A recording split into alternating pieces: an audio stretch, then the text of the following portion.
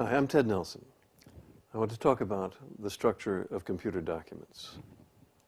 Now, most people think they know what electronic documents are because they've seen them. They've seen Microsoft Word, they've seen Adobe Acrobat. And what are computer documents like? They imitate paper. Well, when I was learning to write in my teens, it seemed to me that paper was a prison. 4 walls, right? And the ideas were constantly trying to escape. What is a parenthesis but an idea trying to escape? What is a footnote but an idea that jumped off the cliff?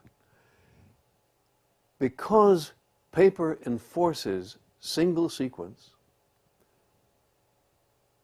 and there's no room for digression, it imposes a particular kind of order in the very nature of the structure.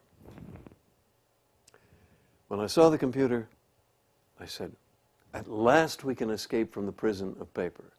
And that was what my whole hypertext idea was about in 1960 and since. Contrarily, what did the other people do? They imitated paper, which to me seems totally insane. The Bravo project at Xerox PARC became Microsoft Word.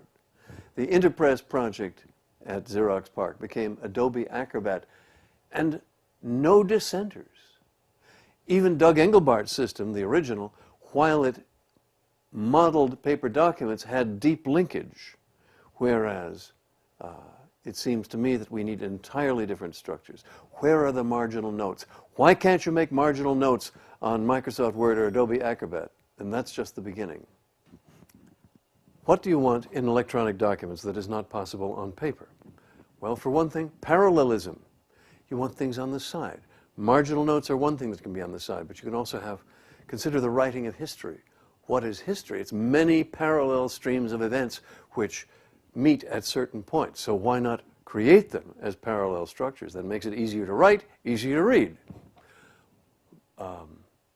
Many links. Now, when we say links these days, we mean the one-way things that can't overlap and have no types. I'm not talking about that. We want to have deep links. And finally, we want to see the origins of content.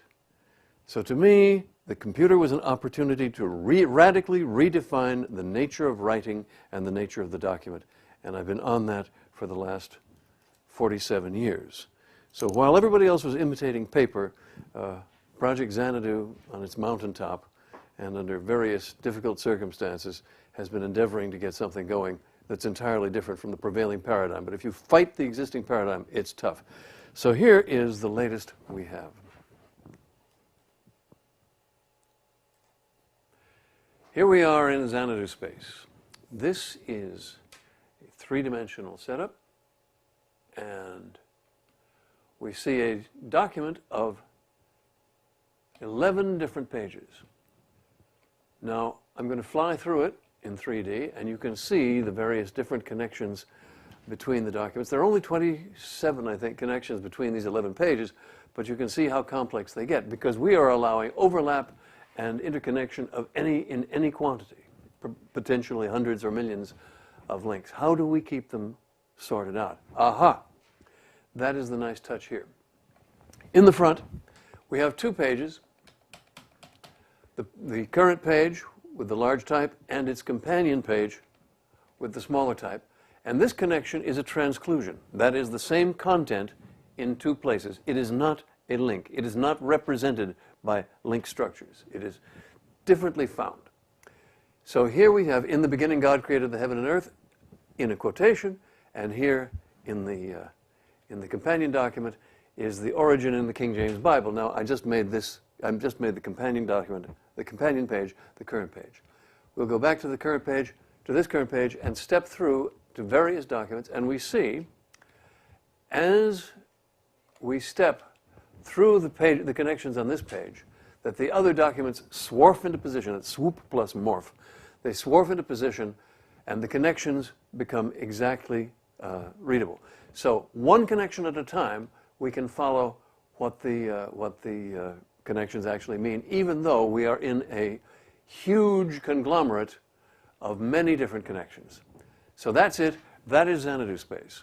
That is the latest version, and I hope it will be a product soon of a document with real hypertext and real links in real profusion.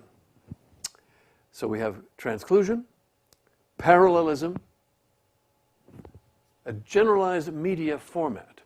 So in fact, that actually gives us a way of looking at the same media format, the same structure can be used to represent audio, video, and any mix of audio, video, and text, so that you can use this type of link, or flink as we call it, floating link, for in and out points on audio and video.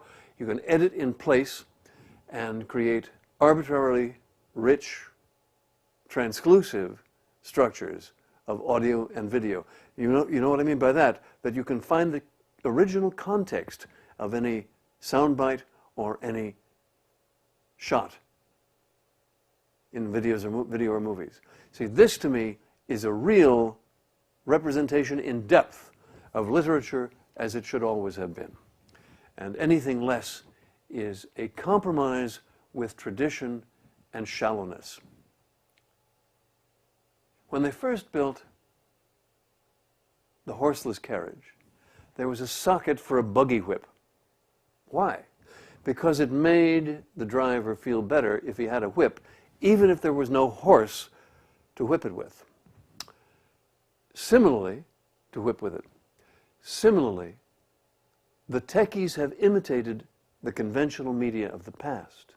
They have imitated paper documents, phonograph record tracks, radio programs, and sequential movies. Why?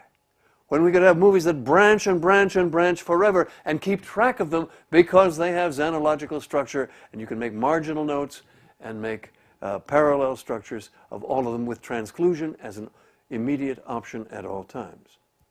This is a radical proposal for a completely new different system of media, and representing each user as a simultaneous reader and writer, which is what we really are. Thank you for your attention.